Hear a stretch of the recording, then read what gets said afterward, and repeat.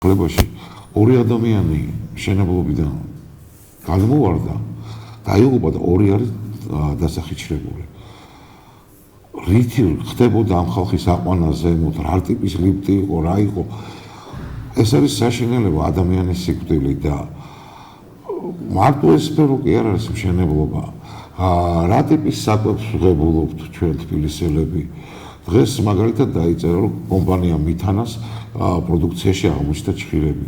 ეხ ხო არავინ არ შეიძლება ნუ დავალოთ უდანაშაულობის პრეზუმპციას. არ შეიძლება ესეთი რაღაცის გაკეთება. იქნება ეს კონკურენტებმა გაუკეთეს დღევანდელი ბაზარი არის გადავსებული იმითი რომ როგორმე ერთმანეთი ჩაუძიროთ ძალიან ბევრი კომპანია მუშაობს ეგრეთ წოდებულ ბაკალეაში. და იქნებ ვინმე კონკურენტმა გაუკეთა, იქნებ ვინმე უნდა ეს იყოს დასაბუთებული ყველაფერი და ჟურნალისტებმაც ცოტა აკურატულად უნდა გააკეთონ ბატონო ამლეთ ესეთი განცხადებები, იმიტომ რომ კომპანიის იმას იმიჯს შეიძლება ძალიან ცუდად იმოქმედოს კომპანიის იმიჯზე და რამაც შეიძლება გამოიწვიოს ამ კომპანიის გაკოტრება, როგორ მოიქცევა მოსახლეობა ამ შემთხვევაში არავინ არ იცის. იმიტომ რომ შეიძლება უკვე წავიდეს რაღაცა აქციები ის რომ ამისი არ ვარ გადამოდი და ეს ხო ცუდი პიარის აგორება და ამის გაკეთება არანაირად არ შეიძლება. აგრეთვე ჩვენი გადაცემების ციკლი იქნება იმაზე როგორ უსაფრთხოდ მოგვეწოდება ჩვენ გაზი, წყალი, ელექტროენერგია და სხვა სფეროები, როგორი გზები გვაქვს ქალაქ თბილისში. ეს არის მიზანმიმართულად ცუდი გზების დაგება თუ როგორ იქნება ეს ყველაფერს ჩვენ შევისწავლოთ და ნელ-ნელა გადაცემებში ყველაფერს ამას თქვენ მოგახსენებთ ჩვენი შემოქმედებითი ჯგუფი და იქნება ყველა თემა განხილული. აგრეთვე მოსახლეობას რა საკითხებიც ექნება შეუძლია დაგვიკავშირდეს ჩვენ ტელეფონზე, მოგვაწოდოს მათთვის სამტკივნეული საკითხები და ჩვენ ამ თემებს შევისწავლით, ვიქნებით უშუალო კონტაქტში მოსახლეობასთან, რის შედეგადაც შემდგომში ჩვენ ეთერით და პირადი შეხვედრებით ყველანაირად დავეხმარებით მოსახლეობას, რაც შეგვიძლია ჩვენ.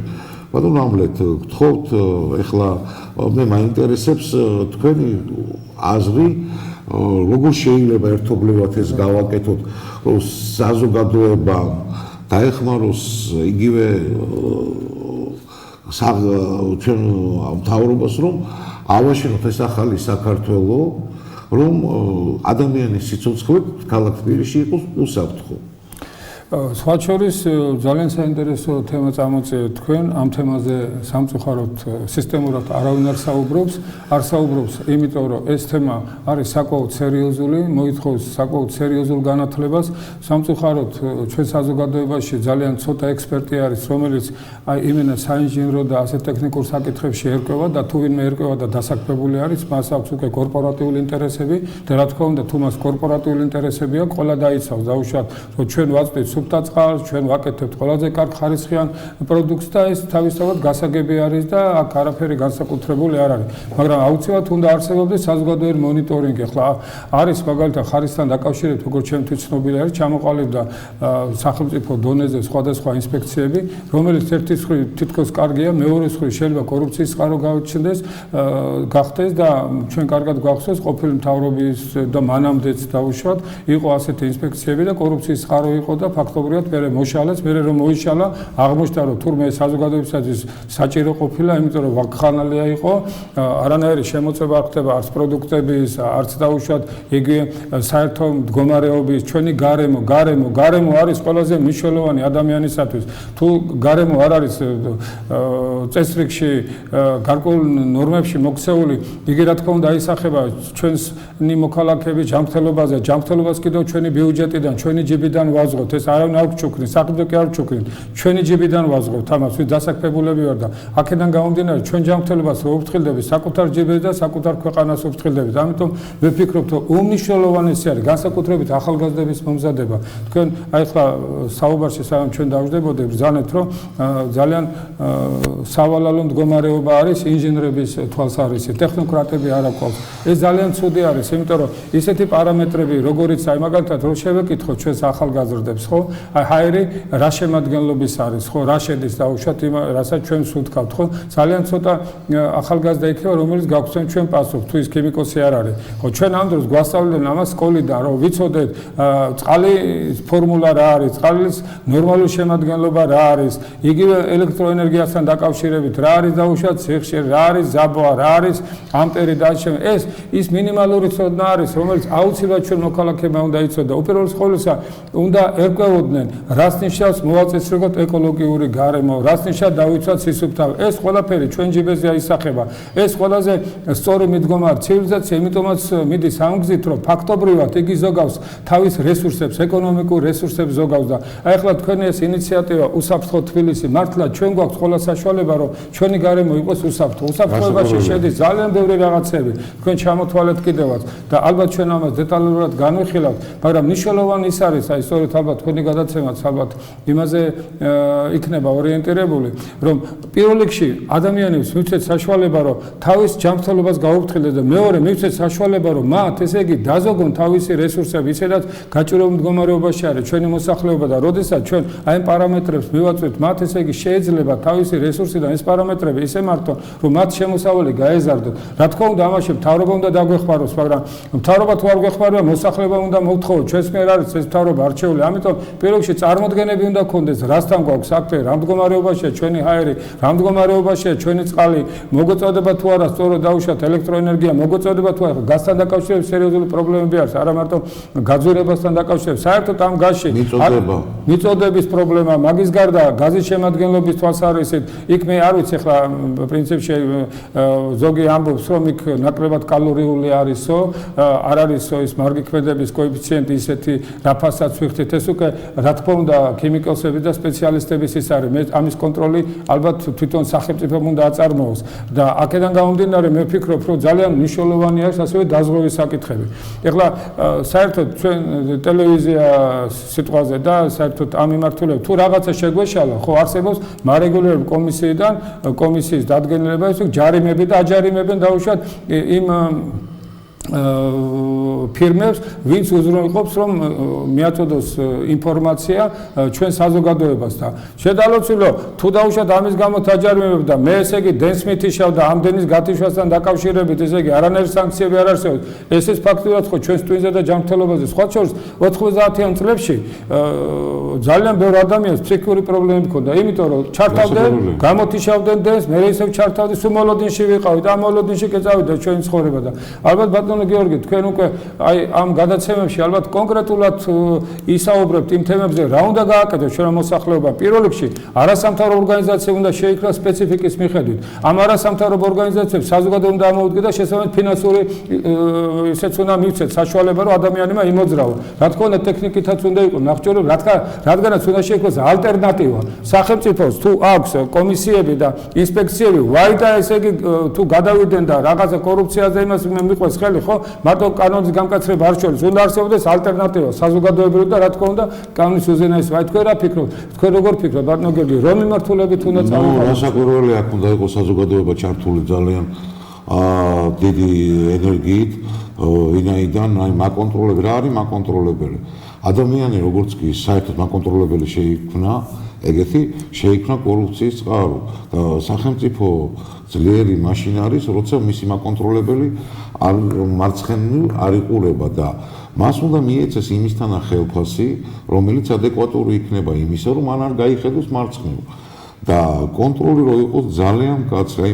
ეხლა წარმოიქმნა ესეთი ჩვენ ელექტროენერგიაზე ვსაუბრობთ და ევროპაში და რუსეთშიც კია არის ესეთი მომენტი ელექტროენერგიაზე ჩვენ უნდა დავზოგოთ ხალხის ჯიბე პირველ რიგში.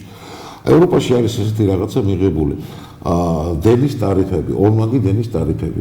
საღამოს 12 საათამდე ელექტროენერგია ღირს სხვა ფასი, ღამეს 12 საათიდან 7 საათამდე ღირს სხვა ფასი.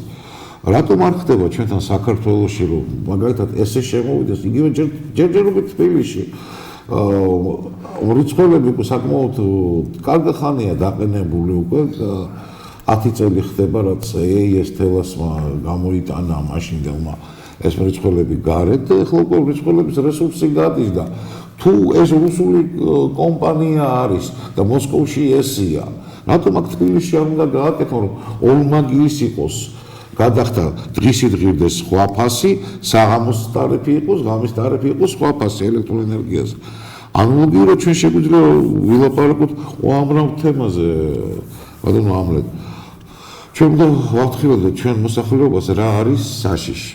აი მაგალითად ძალიან ცუდი მემკვიდრეობა თბილისის მერს დაუტოვა წინა ხელისუფლებამ მეტროპოლიტენში.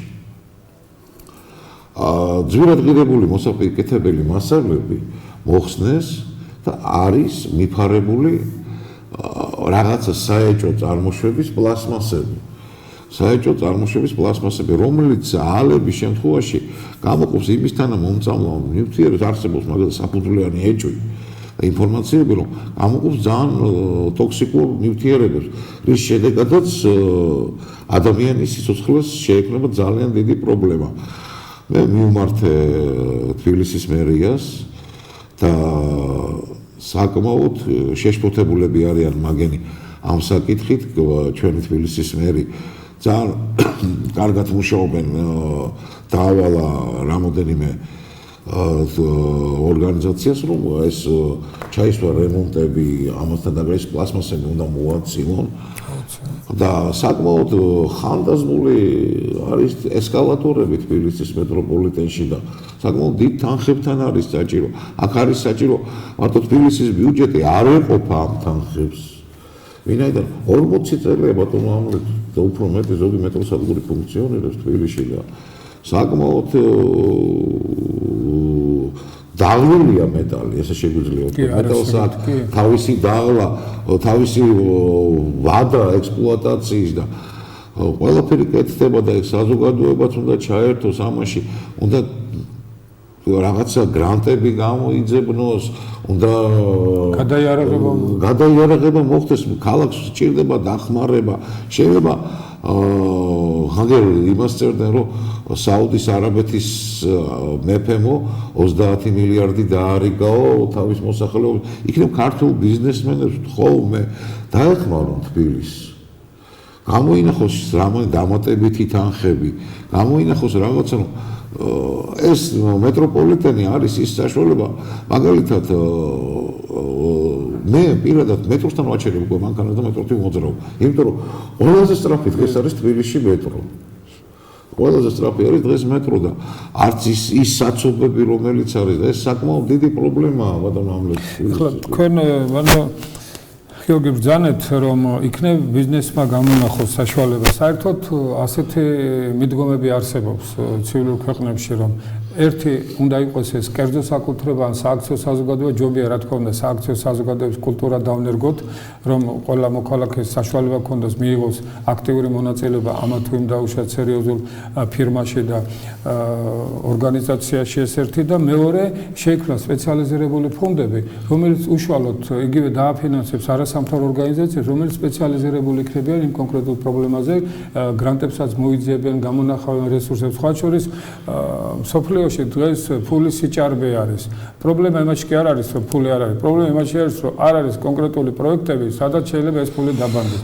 ჩვენ ქვეყანაში სამწუხაროდ ინვესტიციები იმ ტემპით არ ხორციელდება, რისი ღირსიც ვართ საქართველოს და ქართველები, მაგრამ ამაში პირველ რიგში ჩვენ ვარ დამნაშავე, თუმცა ჩვენი მეზობელი ყველაფერს აკეთებს იმისათვის, რომ ყველანაირად შეგვოჭოს და ფაქტურად ჩვენი სახელმწიფო არ შეძლეს. აქეთკენ მიყავს ყველაფერი, იმედი არის, რომ ჩვენი მოსახლეობა გააფიცნობიერა და მსგავს შეცდომებს აღარ დაუშვებს, რომ სამოქალაქო არეულობა და მამაძაღლებები კიდევ ესე იგი არ მოხდეს და სერიოზული პრობლემები არ შეუქმნათ ჩვენ სახელმწიფო და ჩვენს მოქალაქეებს. ვფიქრობ, რომ მოდი ჩვენ აი ესე დავაყენოთ საკითხი. მე როგორც მახსოვს, თქვენ უკეთესად გეცოდინებათ, ინგლისში იყო პერიოდი, როდესაც რკინიგზა გაკოტრდა, კერძო იყო. შემდეგ ეს რკინიგზა შეისყიდა სახელმწიფომ, თავისი ბიუჯეტი დახარჯა, დააყენა ფეხზე და მერე ისევ გაასახელმწიფოებრივა. გაასხვისა, ხო, გაასხვისა რა, ესე იგი გაასხვისა.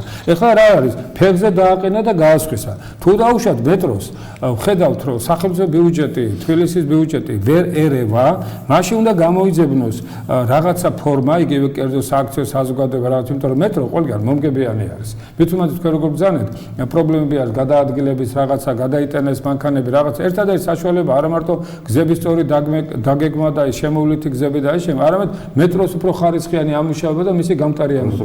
ამიტომ მე ვფიქრობ, რომ ტრანსპორტის პრობლემა ახლა ჩვენ უსაფრთხოებაზე ვსაუბრობთ და ტრანსპორტი ერთ-ერთი უსაფრთხოების კვანძი კი არა, მე მგონი ხერხემალი არის, ხო? და აი ვფიქრობ, რომ ამ კუთხით ალბათ ჩვენ მოგვიწევს ამ საკითხი უფრო დეტალურად საუბარი, უფრო კონკრეტული ადამიანის უფრო დაწვრილებით ეს საკითხი და მე კიდევ ერთ იმას გავათვიცნობიერებდი, აი თქვენი საუბრიდან გამომდინარე, რომ საერთოდ ნებისმიერ ჟურნალისტების მიერ მოწოდებულ ინფორმაციას უნდა შევხედოთ ორის მხრივ. ერთი რომ შეიძლება მართალი იყოს და მეორე მხრივ შეიძლება ვიღაცა შეგნებით შეყავს შეცდომაში, იმიტომ რომ რეკლამა და ანტირეკლამა ორივე რეკლამა არის. ორივე მიზანს ემსახურება. მიზანი არის ის, რომ შედეგზე გავიდეს რომელიმე ფირმა იქნება თუ რომელიმე ჯგუფი სურვილი აქვს, რომ აი ჯანსაღი კონკურენციის ფარგლებს გაცდეს და რაღაცა აკრძალული ლეთებით შედეგს მიაღწიოს. ამიტომ იმისათვის, რომ ჩვენ დარწმუნებული ვიყოთ, განსაკუთრებით მედიის წარმომადგენლები, რომ ეს ინფორმაცია შეესაბამება თუ არა, იმას აუცილებლად უნდა გადავამოწმოთ. გადამოწმოთ, იმიტომ რომ საქმე არ ეხება ეს ვიღაცის რაღაც შეურაცხყოფასთან ცივი საქმე ეხება ჩვენი ბიზნესის, ეროვნული ბიზნესის ყოფნა არ ყოფნას. როდესაც ბიზნეს შენ უცხადებ უნდობლობას და საფუძველი არ აქვს ობიექტურად, ხო?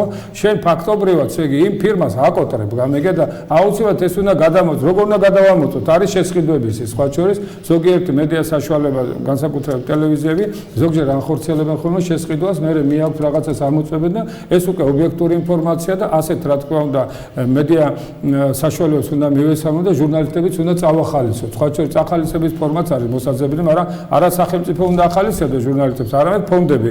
ფონდები უნდა შეიქმნას, რომელიც ხელშეუწყობს ჟურნალისტ პროფესიონალებს და ფაქტობრივად საზოგადოების სადარაჯოზე უნდა იყოს და იმედი არის, რომ შეიძლება მერიამ გადადგას ერთხელ და სამუდამოდ ისეთი ნაბიჯი, რომ შეიქმნას მედიისათვის ფონდი, რომ ჩვენ წავახალისოთ ზუსტად ისეთი ჟურნალისტები, ვინც ერკვევიან ამ საკითხებში და მონიტორინგის ჩატარებას ხელშეუწყობენ, იმიტომ რომ მარტო ჟურნალისტები თავისი ჟურნალისტური გამოძიებით ასეთ ურთულეს პრობლემებს, როგორც არის თბილისის უსაფრთხოება, რა თქმა უნდა, ვერ გაკაჩავენ რა.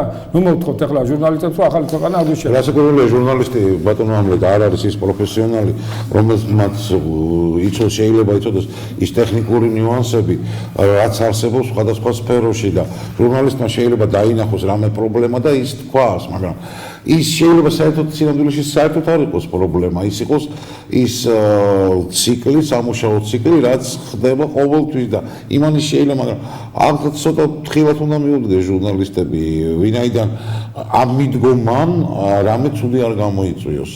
აი მაგალითად უამრავი შემთხვევა ყოფილა, რომ ჟურნალისტის ნათქვამმა გამოიწვია პანიკა. კი, საშუალო. ეგ არის ყველაზე რთული მომენტი და აი ხა ჩვენ საუბრობთ მეტროპოლიტენზე და საერთოდ ბატონო ამლეთ თბილისში არის ძალიან კარგად გაკეთებული, რომ მეტროპოლიტენი და ავტობუსები არის გაერთიანებული. სატრანსპორტო სამსახური. სატრანსპორტო სამსახური და საკმაოდ ის რთული ის საკითხია, რომ სატრანსპორტო სამსახური არის ძალიან დიდი მონსტრი. ძალიან დიდი მონსტრი, იქ ძალიან ბევრი ხალხი მუშაობს, კარგი ხელმძღვანელი ყავთ ყველაფერი, შეხვდით საკმაოდ კარგად უდგებიან დღევანდელ პრობლემებს ეს ხალხი და მე მინდა ის თქვა, რომ სამოქალაქო ტრანსპორტი ბატონო ამლეთ თემ მსოფლიოში არის დოტაციაზე. ასევე თბილისის დოტაციაზე ზის მეტროპოლიტენი და ავტობუსები. უკვე ეს ავტობუსების პარკი, რომელიც თბილისში არის, საკმაოდ მოძველდა უკვე. უკვე საჭირო არის ახალი პარკის შემოყვანა.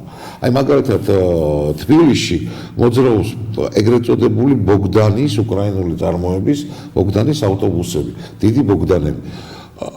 ეს რო იყო შემოყვანილი წინა მერიის მიერ ეს ავტობუსები, მე შემიძლია დარწმუნებით გითხრათ, რომ ესეთი ტიპის ავტობუსი მსოფლიოში საქართველოს გადაარსებია.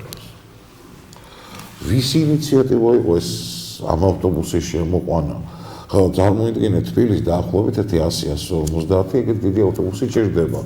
ეს არის საკმაოდ ისეთი ავტობუსი, რომელიც არის უხარისხო. ისეთი და რამდენ ბენზინს წვავს საკმაოდ ეგ მეორე საკითხია ეკოლოგიური თვალსაზრისით ესენი არიან დიზელზე და რა ხარისხის დიზელი შემოდის კიდე საქართველოში ეგ კიდე მეორე საკითხია საერთოდ კონტროლდება რა საწვავი შემოდის არაფერი მე მგონი დღევანდელ დღეს კი აი ეს მანქანები არის აღჭურვილი იაპონური ძრავებით ისუზუს მარკის ძრავებით მაგრამ დღევანდელ დღეს ის დიზელი ევრო 2 ან ევრო 3 სტანდარტს შეეფერება თუ არა ეგეც საკითხავია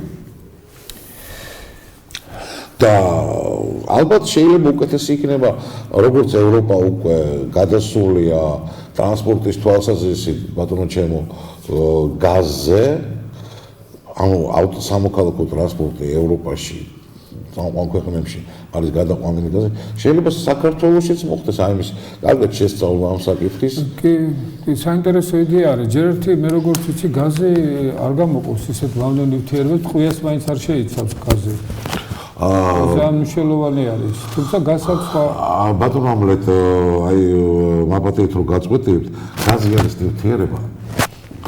ნივთიერება რომელიც ერთადერთი აირი რომელიც შეიცავს ერთადერთ ნივთიერებას ეს არის ნივთიერება წყალი მეტი რამე შენაერთთან გაზი არ შედის ბატონო ამლეთ ტყვია ვერ ერთდება ანუ ბენზინში და დიზელის საკვებში თუ შენაერთში არის ტყვია ამას შენაერთში ტყვია არ არის საერთოდ ეკოლოგიურად სულთა და ჩვენ ყველა ვიცით რომ თბილისი არის ქვაბულში ხო და საკმაოდ ეკოლოგიური თვალსაზრისით საკმაოდ მძიმე მდგომარეობაა და მხოლოდ 2 თუ 3 მობილური სადგური არის თბილისში რომელიც ეკოლოგიურ მდგომარეობას სინჯავს თბილისში რა მდგომარეობაში არის ეს არის გრანტების მეშვეობით შესყიდული სადგურები ერთი მე მგონი მარშალ გელოვანის იმაშიც არის დამონტაჟებული გამზირზე და ცუდი მდგომარეობა მილიონამდე მარტო ავტომობილია თბილისში ბატონო ბატონო გიორგი თქვენ გექნებათ ინფორმაცია საერთოდ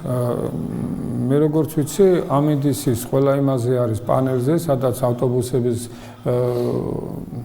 მიმოსვლის გრაფიკი არის და რატომ არ უნდა იყოს ჰაერის მაჩვენებელი თემს ცივილურ ქვეყნებში ჰაერის მაჩვენებელი არის აი რამდენი არის ან რაღაც სიტყვა იზომება ეს მერე რო იზომება სიტყვაზე ან ტელევიზიით იქნეს გაშუქებული ან რაღაც ან დაუშვათ თუ ჩვენ ეს საათსა და იმას ვაჩვენებთ იქნებ ისეც ვაჩვენოთ ხოლმე რომ ამით საზოგადოებრივი მონიტორინგი განხორციელდება გააქტიურდება საზოგადოება იზრუნებს გარემოზე ჰაერზე თავის ფილტრებსაც გაუფრთხილდება და საერთოდ დედამიწის ფილტრებსაც იმიტომ რომ ეს ისეთი მართალია ხა ჩვენ მოსახლეობა ძალიან უჭირს მაგრამ ეს გაჭირება უფრო უარესი და უფრო რთულ მდგომარეობაში აღმოჩნდები ჩვენ თუ დაუშვათ ჩვენ ჯანმრთელობას არ მივხედავ და როდესაც ადამიანი ну ასე ვთქვათ სიღარიბის ზღვარზეა ხო მისი ჯანმრთელობაც უკვე გარკვეულ ხიფად შეიცავს ხო და აქედან გამომდინარე თუ ჯანმრთელ ადამიანს შეუძლია დაუშვათ დღეში 3 კოლოფი სიგარეტი მოწიოს და კარგად იგრძნოს და იმისთვის ის გამონაბოლქვით კი შეიძლება საკმარისი გახდეს რომ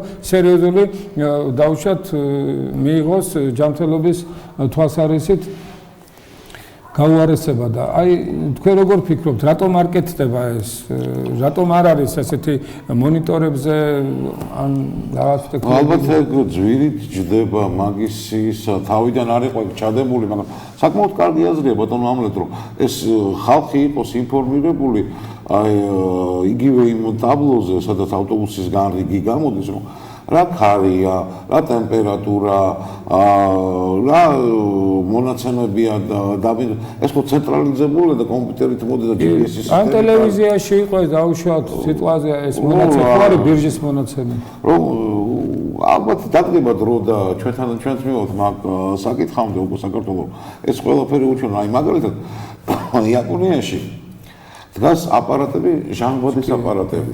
რომ ადამიანს შეუძლია მივიდეს და რაღაც საფასურის გადახდის შემდეგ სულთა ჟანგბადი ისუნთქოს. ახლა ჩვენ არ ვართ იქ მისული ჯეროში სულთა ჟანგბადი საერთოდ სპეციფიკურია. ჟანგბადის ზეთან რეაქციაში იგივეა რაც ნაღმი. და ჩვენები ამ ზეთიან ხელს მოგიდებენ არ რაღაცა. ხო ხა ჩვენი აპონენტი დიდი გზა უნდა გავიაროთ, მაგრამ ყოველ შემთხვევაში ჩვენი ბუნების პატრონი და ჩვენი სიმდრის პატრონი მე მგონია რომ აი პრობლემის გადაწყვეტა რომელიც დღეს ჩვენს თბილისელებს აწუხებს არ არის ძნელი, თუ რა თქმა უნდა იქნება საზოგადოებრივი აქტიურება, პლუს შეიქმნება არასამთავრობო ორგანიზაცია, არაპოლიტიკური ნიში და პოლიტიკური მიზნებიდან გაუნდია, რაც სამწუხაროდ ხშირად ხდება. ადამიანის უფლებები კი უნდა დავიცვათ, მაგრამ ადამიანის უფლებები ჯანმრთელობიდანაც იწყება და ეკოლოგიური უფლებიდანაც იწყება, რომ ჩვენ გვაქვს უფლება კონსტიტუციით მონიჭებული, რომ ვიცხოვროთ სუფთა გარემოში და აქედან გამომდინარე ადამიანური გარემო შევქმნა და რაღაცნაირად ერთმანეთს შევეხიდოთ, მოვთხოვოთ ჩვენს მთავრობას, იგივე მერიას, თუ დაუშვათ მერიას უჭირს ამა თუ იმ პრობლემების გადაწყვეტა, მე მგონი ეს არ არის არავითარი მისი ნაკლი, რომ თქვას, რომ იცით რა, მე მინდა ამ საკითხების გადაწყვეტა, მაგრამ საზოგადო მხარდაჭერას მოვითხოვ, იმიტომ რომ მე არ მაქვს ფინანსები და ფინანსები რომ არ აქვს, ეს მისი ბრალი არ არის, ეს იმიტომ არის, რომ დასაქმების პრობლემა არის, თუმცა დასაქმების პრობლემა საბოლოო ჯამში მაინც მთავრობასთან მიდის, მაგრამ მთავრობა ვერაფერს ვერ გააკეთებს, თუ ჩვენი მხარდაჭერა არ იქნება და ჩვენი ოპონირება არ იქნება კონსტრუქციულ ფორმებში. მე ვფიქრობ, რომ ძალიან სერიოზული ნაბიჯები არის გადასადგმელი და პირველი აი თქვენ როგორ ფიქრობთ, ყველაზე დიდი პრობლემა რა არის? თქვენ შეეხეთ აქ ტრანსპორტის საკის და საკმაოდ სერიოზული პრობლემა არის, ჩვენ მეტნაკლებად აერის საკის შევეხეთ, იქ აი თქვენ მაინც აი რას გამოყოფდით, აი რა არის, საიდან უნდა დაიწყოს მერიამ? მე მგონი ყველა პრობლემა აქტუალურია, მაინც რომელი უფრო ადვილი გადასაწყვეტია და რომელს უფრო მეტი მნიშვნელობა აქვს. თქვენ როგორ სპეციალისტ გეკითხება? საკმაოდ საინტერესო თემა წამოწიეთ ბატონო ამლეთ თქვენ მე შემიძლია ესეთი რაღაცა ვთქვა. ადრე არსებობდა სპეციალური ინსტიტუტი აი თბილისში მოძრაობას რომელიც გეგმავდა. იქ იყო ავტობუსების, იყო მანქანების, ახალგზების გაყვანა, ყველაფერი. დღეს არის ეს ყველაფერი მოშლილი. მაგრამ ჩვენ გვაქვს საკმაოდ კარგი ბაზა პოლიტექნიკური ინსტიტუტის ხარჯზე. აქ უნდა მოხდეს აი ამ პიროვნებების მოძიება ისევე. უნდა შეიქმნას საბჭოსავით შეიქმნას, რომელიც ამ ქალაქის მთავრობას, მერიას მიადის განიხილავს აი ამ ქუჩას, აი ეს გამტარიანობა აქვს. ჩვენ შეგვიძლია აი ამ ქუჩაზე გავუშვათ, პარალელური ქუჩით გავუშვათ ეს ნაკადი. ეს ყველაფერი განიმუხტოს რაღაცნაირად თბილისი. აღარ სპეციალისტები არ არიან, აი მაგალითად თემას შევეხებ, ეხლა გადაუხვევ. დღევანდელ დღეს რომ მე დავიწყე ძიება რაღაც დოკუმენტების, თქვენ წარმოიდგინეთ უსაფრთხოებას შახტიორების ეკონომისტის სინჯობს. თან ადგილობრივი ეკონომისტი, რომლის ინტერესებში ეკონომისტი და მშენებელი დამოუკიდებელი. არა, გააცნია ფირმა შემუშაობს, ის ეკონომისტი დაიცავს ფირმის ინტერესებს. არა, სახელმწიფო კონტროლის მხრიდან. კაცი, რომელიც შახტაში ჩავიდა ამ სამსახურთან. წარმოიდგინეთ, როგორ შეიძლება ესეთი რაღაცის გაკეთება ადამიანის სიცოცხლე ანდო პიროვნებას, რომელსაც 1 საათი არ უმუშავია შახტაში. და თქვენ რას ფიქრობთ, აი ახალგაზრდები რო ჩავთოთ, მოავზადოთ, ამისათვის ხომ და არსებობს რაღაცა. ეხლა ბაზა უნდა იყოს. პირველ რიგში უნდა იყოს ბაზა. აი როგორც ესეთი დღევანდელ დღეს ახალგაზრდებს ურჩევნიათ წავიდნენ სასწავლებლად ან ეკონომიური ან იურიდიული განათლება მიიღონ და კიდევ თქვა სამედიცინო. მაგრამ დღეს ბაზარზე აი როგორც ესეთი მექანიკოსები, როგორც ესეთი ქიმიკოსები ძალიან ცოტა შეიმჩნევს ახალგაზრდებს. ვისი ბრალია? ეს არის იმ წლების განმავლობაში ამ მიზანმიმართული განათლების გრევის, რომ ჩვენ დღეს აი ახალი თაობა მექანიკოსების არ აქვს. დაინგრეს ჩამშენებელი სტრუქტურები საქართველოსი. დადგება ცოტა ხანში ისეთი დრო, რომ თბილისში ხარაც ვეღარ გეტყვი. ეხლა ერთი ბანო გიორგი ამასთან დაკავშირებით. ეხლა მე ჰუმანიტარებს ძალიან დიდ პატივს ვცემ, იმიტომ რომ ჟურნალისტიკა ის ჰუმანიტარული დარგი არის და მე ვალდებული ვარ მოთხოლანე და ხელს უწყობ კიდევ ჩემი შესაძლებლობის ფარგლებში, მაგრამ რაღაცნაირად იმისათვის რომ ჩვენ ტექნიკური სპეციალობები წავახალისო და ახალგაზრდებს გაუხსნათ გზა რომ დაეუფლონ ტექნიკის ანბანს და გახდნენ მართლაც საომალოდ კარგი ექსპერტები რაღაცა ფორმა უნდა მოიფიქროს საზოგადოებამაც და მთავრობამაც იმიტომ რომ ანაზღაურების კუთხით ავიღოთ მაგალითად თუ სიტყვაზე ანაზღაურება აქვს რა პედაგოგის შრომას რა შეედრება ეს თავობაზრე და ეროვნული სიმდიდრეა ხო ჩვენი განათლება და ეს ყველაფერი მაგრამ სიტყვაზე ჰუმანიტარს აქვს დაუშვათ საშუალო თვალხმით 300 ლარი აი კარგ მექანიკოს ცოტა მეტი უნდა კონდეს იმიტომ რომ კარგი მექანიკოსობა და ტექნოკრატობა არანაკლებ შრომასთან არის დაკავშირებული და თვითონ ეს პროფესია საფრთხის შემცველია ესე როგორც ჟურნალისტის პროფესია იმიტომ ის უნდა ჩავიდეს შახტაში იმაში ის უნდა გაზომოს ეს უნდა გაზომოს რაღაცა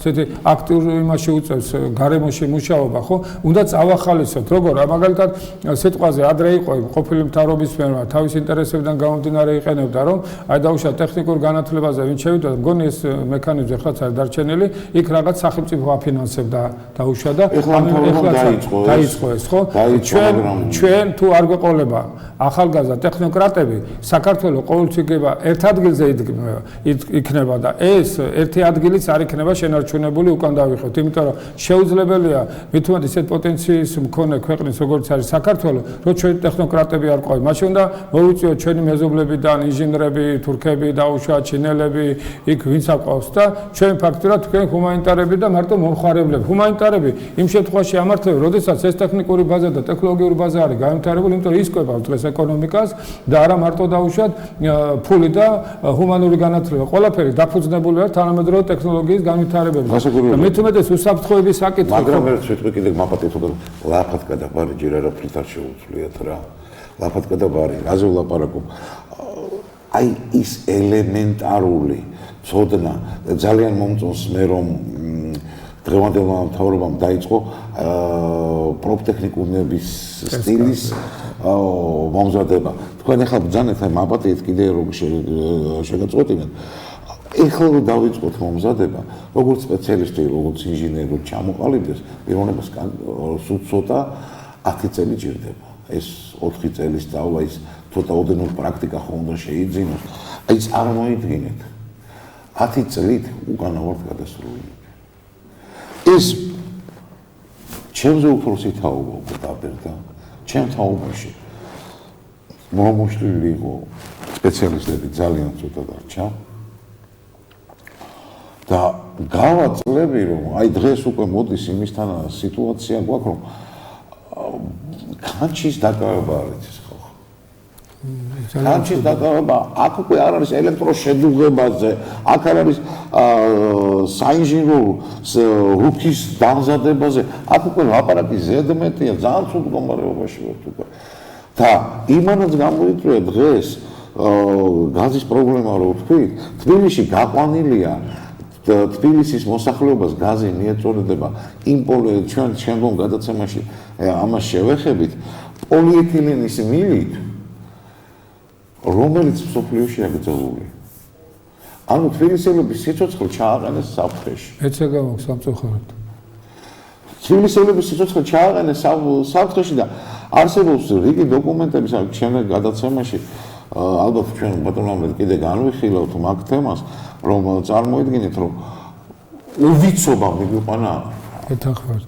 ეხლა თქვენ ბატონო გიორგი ძალიან საინტერესო ხარ ჩვენ ასოცირებულად ვაზროვნებთ რა ეს ასოციაციებიდან გამომდინარე და ერთმანეთს რო შევაწყვეტინებთ ხოლმე ეს უბრალოდ თქვენ გამომდინარე რომ არ დაგვავიწყდეს 20 წელი ხო 20 წელი ბიჭები არა ვართ სამწუხაროდ ხო ეხლა ჩვენ პერიოდ თქვენ გემახსოვრებათ თქვენ კი ახალგაზრდა ბრძანებით შრომის გაკვეთილები იყო სადაც გვასწავლეთ ჩაგუჭი როგორ დაგვეჭირა ლუსმანი როგორ ჩაგვერჭო იქ რაღაც ჩაქთანაც მიგვიყვანდა რაღაცა და ეხლა ახალიო კარგად დავიწყებული არა ეს კარგად ძველიაო ხო კარგად დავიწყებული ძველიაო ხო და ეხლა იქნება მართლაც იგივე განათლების სამინისტროს ვთხოვოთ ან რაღაცა ფორმა მოვიფიქროთ ადრე იყო ეხლაც არის გონი იქ პიონერსასახლე რო იყო და ეს ახალგაზრდობის იმათ რაღაც დადიოდა რაღაცა ხელობას იმას ელექტრონიკას რაღაცა სწავლობდა სხვა შორის დღეს ვინც აი მოდის ამ დაუშვათ ჩვენ სფეროში დაუშვათ მედია საინჟინრო ის დავარქვა სიტყვაზე ხო მიმართულება კომპიუტერ ტექნოლოგიები და ამ შემდეგ ხო იქიდან იქიდან არის ძირითადად იქიდან აქვს ნასწავლი ან დაუშვათ პრაქტიკული ცოდნა. აი შრომის გაკვეთილები რატომ არ უნდა ჩაიდოს სიტყვაზე? აი რა არის ამაში ცუდი, რომ დაუშვათ ერთი გაკვეთილი მაინც კვირაში წავიყო, მაგრამ ქართლები აღარ არის ყველაფერი გაყიდა იმ ყოფილმა მთავრობამ და რაღაცა ექსპერიმენტალური შექმნათ. ან ახლა კომპიუტერებზე და იმაზე რომ მუშაობენ, ხო?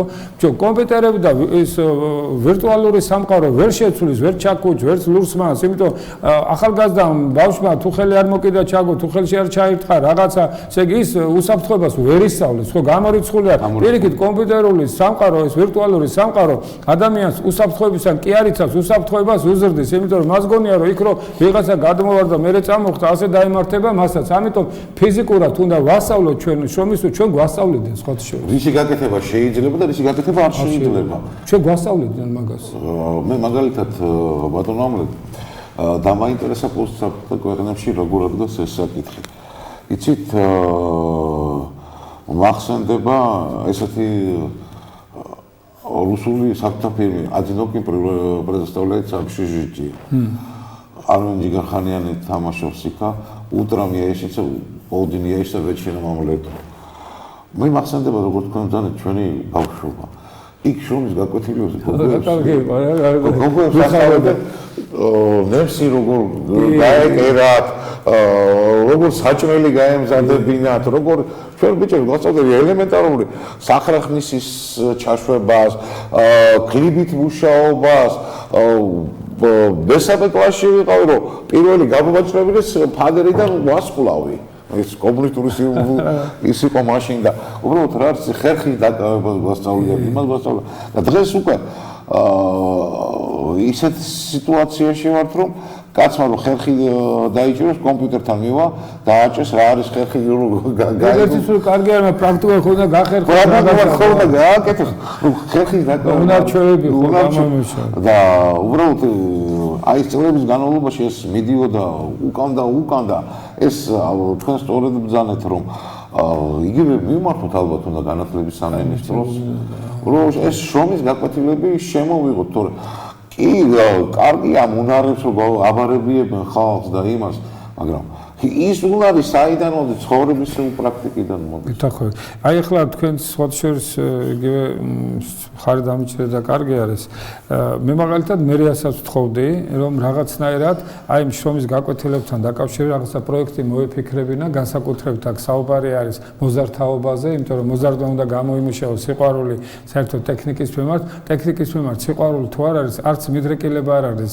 რომ იყოს ტექნოკრატი ხო და ვფიქრობ თუ დაუშვათ მერია ამ მიმართულებით არ განახორციელებს პროექტებს, მოკლევადიან პროექტებზეა ლაპარაკი და არა დაუშვათ ესეთ 5 წლიან 10 წლიან მაშინ ესე იგი იძულებული ვიქნებით ჩვენ თვითონ გავაკეთოთ აქ შრომის გაკვეთილები ტელევიზიაში და ჩაგუჭირდეს დავაჭიროთ ახალგაზრდებს ხო დიდი სიამოვნებით გავაკეთებდით ასეთ ესე იგი რაღაცა ეს პატარა სახელმწიფოს ხო და ის გაკეთებას რომ გასწავლეთ სკოლაში ბოლოს დისტანციური სწავლებაზე სხვა ჩვენ საუბარი იყო მერიამ წამოწია საკითხი ამაზე მე დიდი ხანია მუშაობ ჯერ კიდევ 90-იან წლებში, მას როცა ინტერნეტი არ იყო განვითარებული, ფეხსით გავდა და იგივე დისტანციური სწავლებით შეგვიძლია ეს ყველაფერი მივაწოდოთ თქვენ ბრძანეთ YouTube-ში არ იმაში ამაში, მაგრამ სანამ კიდევ ერთხელ იმეორებ ჩაგუჭ ხელში არ ჩაიტყავს მოზარდი მანამდე ის უსაფრთხოების კულტურას ვერ გუება ვერ აღიქვავს. ამიტომ მოდი ვასწავლოთ ჩვენს ახალგაზრდებს, ჩვენს მოზარდებს უსაფრთხოების ტექნიკა პრაქტიკულად, რას არ უნდა მოკიდოს ხელი, როგორ უნდა შეამოწმოს ზენი, როგორ არ უნდა დაარწყას დაუშვათ. უსტეფსში თითების შეფარ შეიძლება და ამ შემთხვევაში საჭირო არის სახელმწიფოს ჩარევა ჩემისათვის და საზოგადოების დატყოფნა.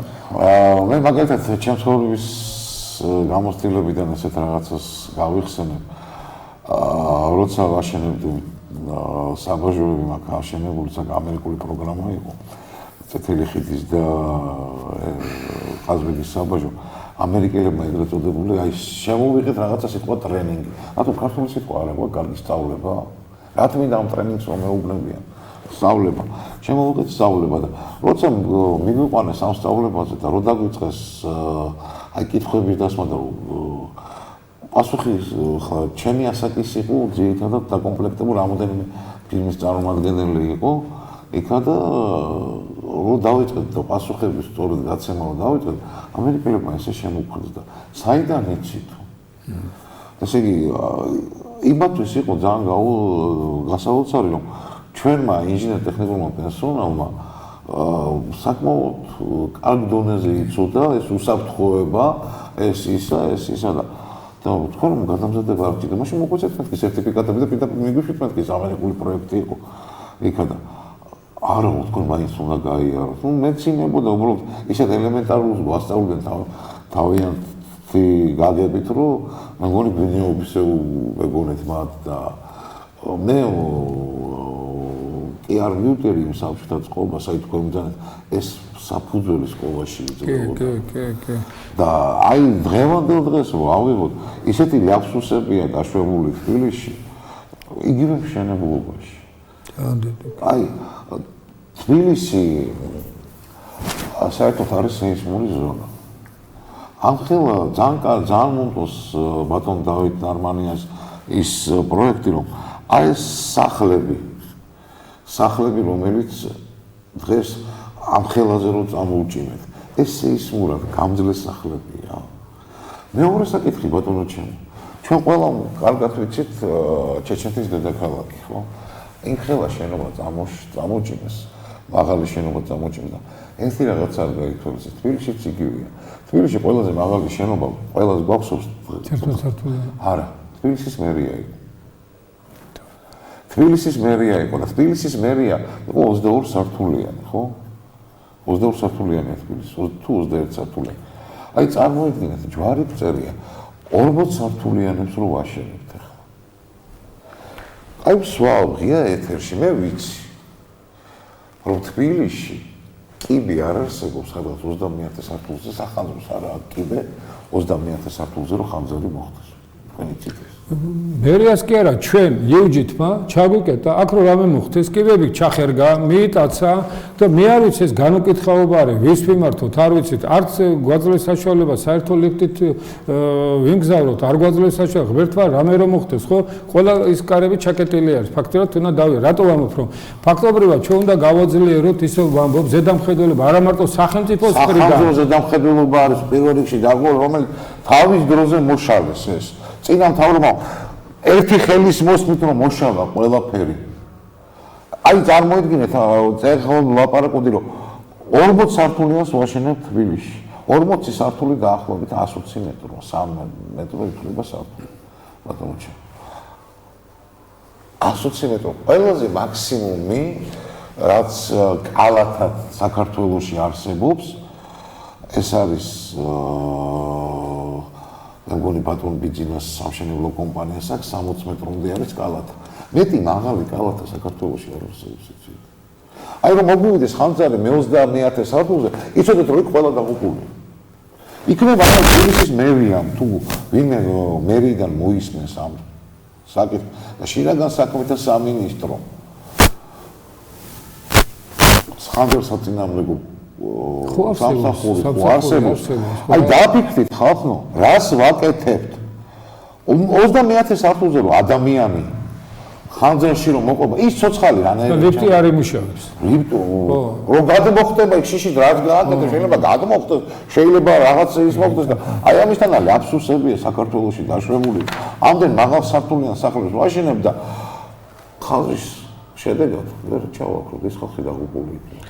ეგ სხვათა შორის სერიოზული საფრთხე. ახლა მეორე ჩვენ პრინციპში უნდა შევთანხმდეთ იმაზე, რომ ჩვენ რაღაცა რეკომენდაციას ან ჩვენ მოსაზრებებს ვაცნობ ჩვენ საზოგადოებას, ეს გასაგები უნდა იყოს არა მარტო ყოველ ჩვენთაგანისათვის და იგივე მთავრობის ხარდაჭერა ჭირდება უპირველეს ყოვლისა, არამედ ფინანსები საიდან. ახლა ეს მაღალ შენობებს რო აშენებენ ზემოგებაზე, ამიტომ უნდა დაწესდეს, ხო, მაგას ვამბობ, რომ მერიამ უნდა დააწესოს გარკვეული სტანდარტი, როგორც კიდევ ვიმეორებ, ჯერ კიდევ მაშინ ჩემს ახალგაზრდობაში და იმაში იყო ნორმები და იმ ნორმებს ვერავინ ვერ გადაახტებოდა. ერთადერთი რაშიც ფულს შეავლობდნენ, ხანდახან ცოტა ცემენტს მოაკლებდნენ ხოლმე, მაგრამ იმდენ ცემენტს მაინც უშლებოდა, ხო? იმისო დღეს შენობები არ დანგრეულა, ხო და ეხლა მე ვიცი რომ ეს ახალი შენობებს უკვე ბზარები და ის აქვს, იმიტომ კაცშვილი არ აკონტროლებს და რა გრუნზეს ის არ გალიძია დამშდარი ისა არ გაიგარი კლდოვანი მასა და ლურჯი აგალითი, რაც რეკომენდებულია შენობის დასმა, რომ არ მოხდეს მისი დაცურება, არ მოხდეს მისი ჩაძრა ფუნდამენტის გაფეხვა და ახლა წარმოიდგინეთ, რომ უამრავი იმდენი დანაშაული არის და ჩადენილი, რომ ამ ხელად ახერხები ხალხს გადაგდები ხალხსაფრებში და რა არმატურა მუშაობს რეხოს ხო და გაჭირვას ის არმატურა შესაბამება მას ეხლა მშენებლობაზე მე ვიმუშავე და ვიცი ყველაზე კარგი ხარისხის არის კრევოეროვი უკრაინის კრევოეროვის არამატურა რა საერთოდ წარმოშობის არმატურა იდებოდა როგორ იდებოდა მეორადით.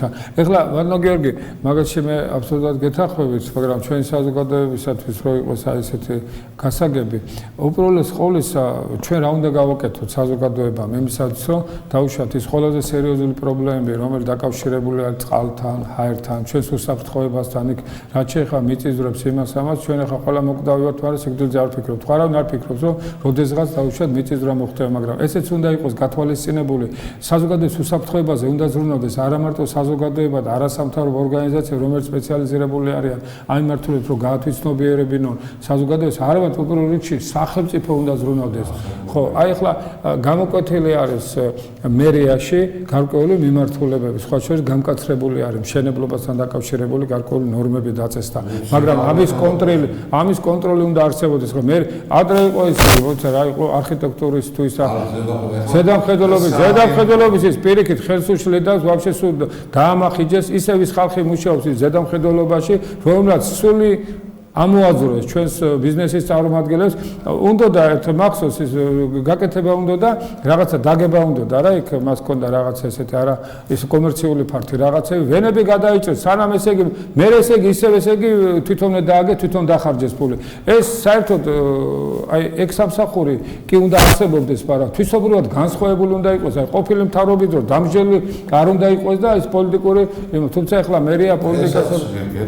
მერია პოლიტიკისაგან გამიჯნული უნდა იყოს და თუ ესე იგი ესასე არ მოხდეს პლანეტარია სამსახური და აბა რაღაცია დღეს არის ისეთი ხალხი მუშაობს ესეთი სამსახური გაფორმებაში ისეთი ხალხი მუშაობს რომლებიც წინა მთავრობის დროს მინისტრის მოადგილეები დღესაც ისინი მინისტრის მოადგილეებია და საკმაოდ სულ სამსახურს უკეთებდა და ღია სამონტაჟი მეცნიერება ის ავტორის მე პოლიტიკიდან შევსავარ, მაგრამ ეს პოლიტიკა არ არის, ეს საზოგადოებრივი ინტერესები. ახლა შეასაბამისად დაიწყო ის წმენდა. ანუ წმენდა და შესაძლებელი. კი, და უნდა მოვიყოთ პროფესიონალები.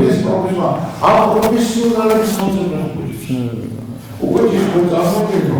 აი მე ეს ველი პირველი პროფესია როგორც ვიცი, ინჟინერ მექანიკოსი ვარ.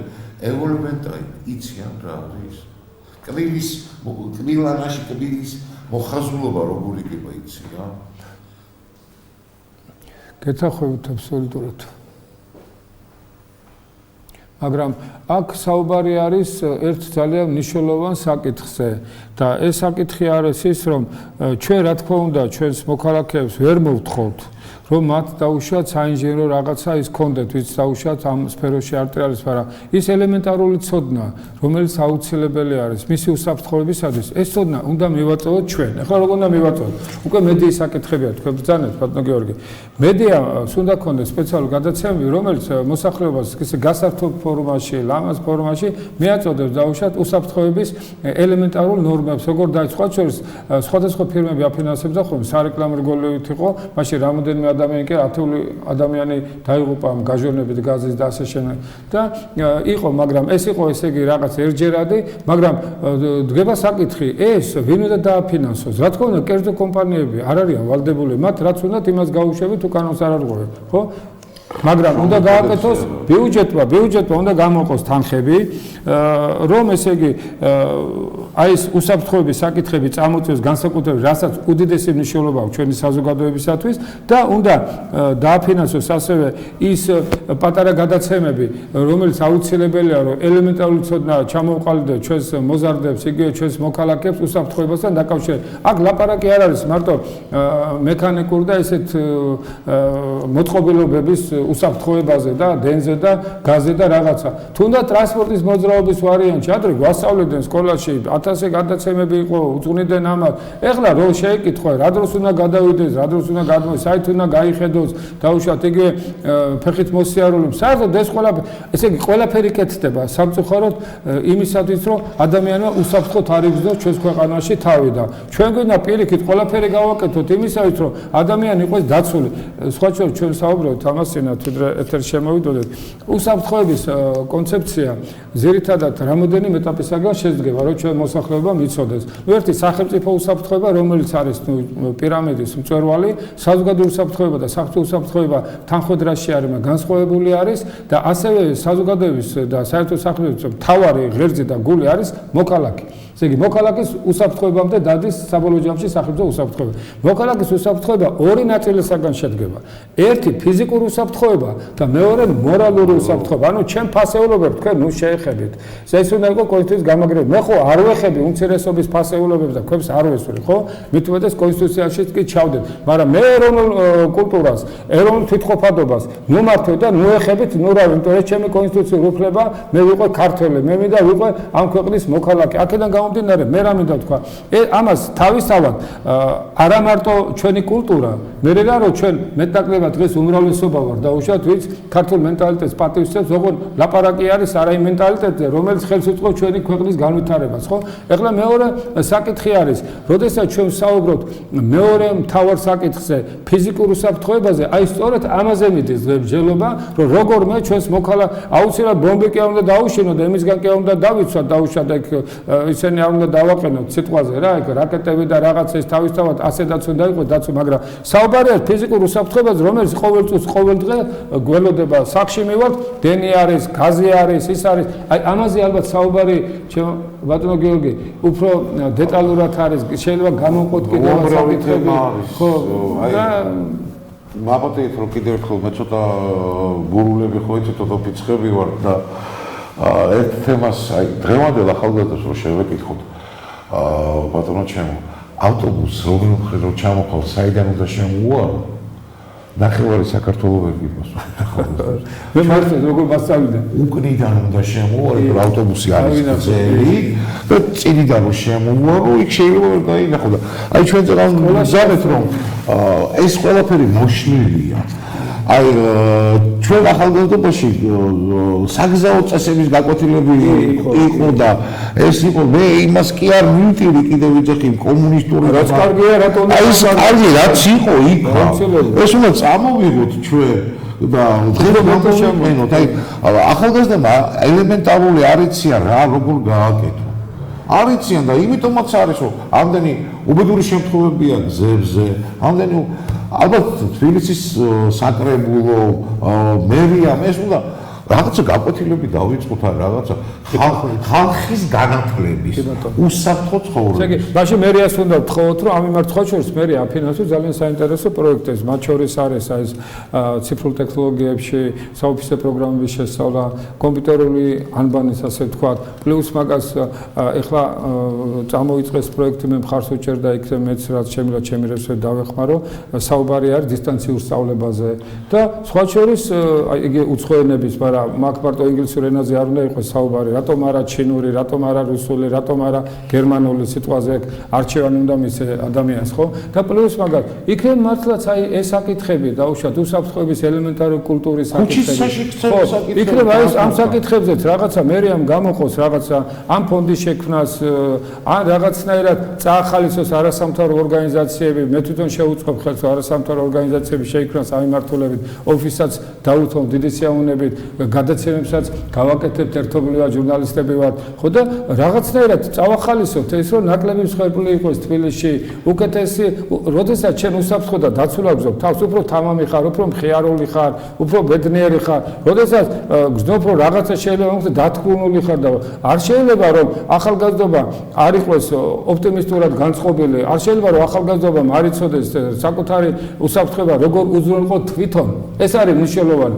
მე კი არ უნდა უზრუნველყო თვითონ იმდენი კულტურა უნდა გქონდეს, როდესაც ასეთ ესტრემალურ სიტუაციაში მოხდებიან, რომ თვითონ ამაზე მთელი გადაცემები არის, მთელი პროგრამები არის მედიაში. უსაფრთხოების სისტემა. ბავშვებს ასწავლიან. ჩემი მეგობარი ჯერ უფროსი ეს ჩემი მეგობარი იყო ჰოლანდიაში. და მეუღლესთან ერთად ჩავიდა თავის შვილთან და შვილიშვილთან ჰოლანდიაში და ბავშვი მიყავდა ბებიას სკოლაში. ბავშვი მიყავდა სკოლაში, წარმოიდგინეთ ესეთ რაღაცა შეეცრო, მანქანამ გაიარა წითელ შუქს. წითელ შუქზე გაიარა. ბავშვმა ამოიღო კალამი და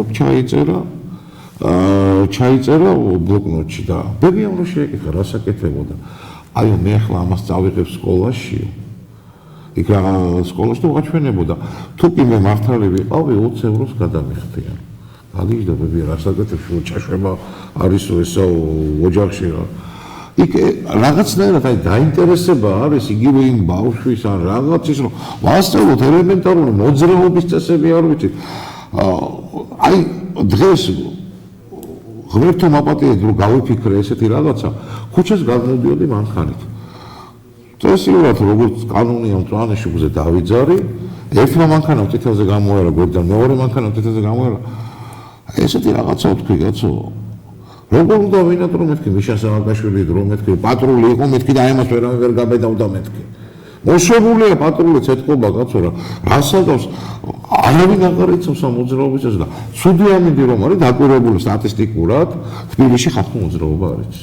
ახლა თქვენ ძალიან სერიოზულ საკითხს შეეხეთ და მაშინ ასე დავაყენოთ პირდაპირ, რომ ფაქტობრივად თუ არ იქნება დაუშვათ მართლაც აი პატრული მობილიზირებული ამ უსაფრთხოებასთან დაკავშირებით, მაშინ ჩვენ უნდა შევქმნათ უსაფრთხოების სისტემა საზოგადოებამ და წავახალისოთ არასამთავრობო ორგანიზაციებს, რომელიც მონიტორინგს გაუწევს აი ამ უსაფრთხოების სისტემას და მათ შორის პატრულის ქვედითუნარიანობას. იმიტომ რომ ახლა ჩვენ ხელფასებს იმიტომ ვაძლევთ მოქალაქეები ავირჩიეთ ეს მთავრობა რომ ქვეყნისა და ხალხის უსაფრთხოება და ჩვენი მოქალაქეების უსაფრთხოება დაიცვა. თუ ამას ვერ ახერხებენ, მაშინ ახლა მარტო მათ არაბარია, თუ ბანდიტებს დიონ, ამისთვის სპეციალური განყოფილებები არსებობს. პირველ რიგში პატრული უნდა დაიწყოს უსაფრთხოება მოქალაქეებს და მათ შორის ყველაზე მეტი დანაშაული მე მგონი და ეს ციკლიანობა სწორედ ამ უსაფრთხოების წესების არდაცვაში არის, ტრანსპორტთან არის დაკავშირებული და ფიქრობ რომ ამ მიმართულებით უფრო სერიოზული რესურსები უნდა გამოიყოს ფინანსურიც და უფრო მეტი მეტყველებუება უნდა არსებობდეს სახელმწიფოს მხრიდან და ჩვენი საზოგადოების უნდა იყოს. იყო წარმოიდგინეთ საქართველოში აი ამ 20 წლის 25 წლის განმავლობაში ყველაფერი დავანგრიეთ. მე მგონი დაადგა ის იგივე ახალი დრო მოვიდა რომ ეს უნდა ნელ-ნელა დავიწყო. შეიძლება ბევრს არ ესიამოვნოს, შეიძლება ბევრს არ მოსწონდეს, მაგრამ მე მგონი დრო დადგა.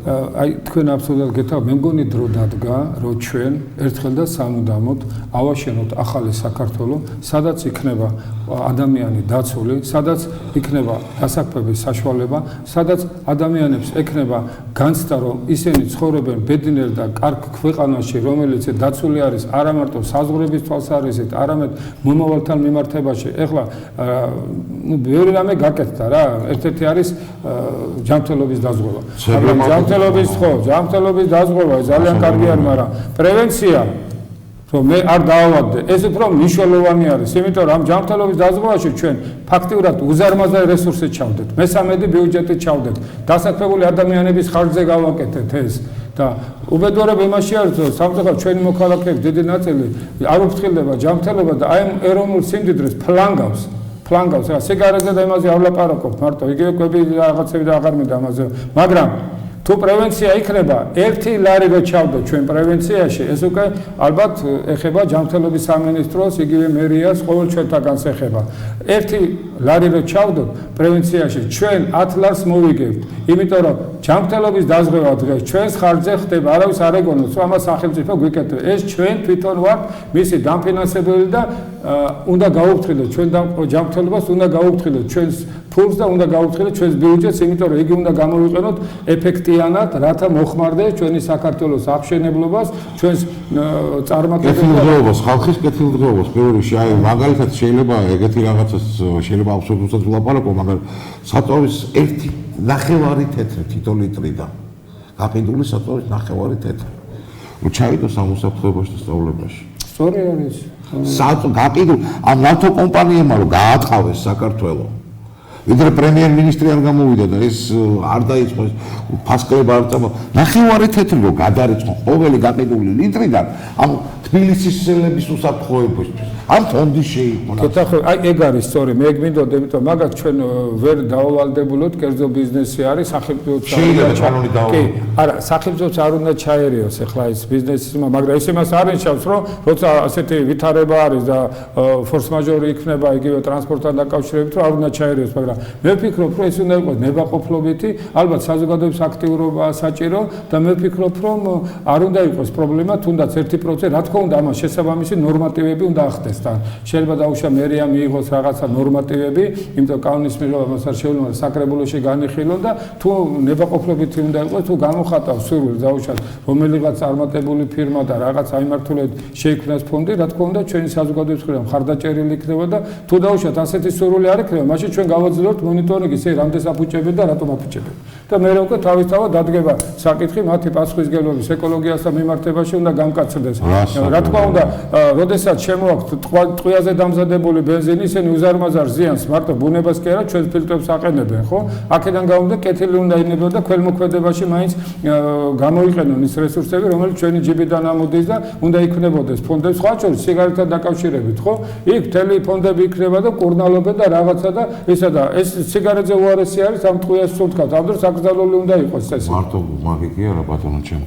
ძალიან არის მე მაგ დოკუმენტები, ძალიან არის თბილისში მომატებული ონკოლოგიური და გულის სისხლის დაავადებები აი ამ ტყუილის გამო.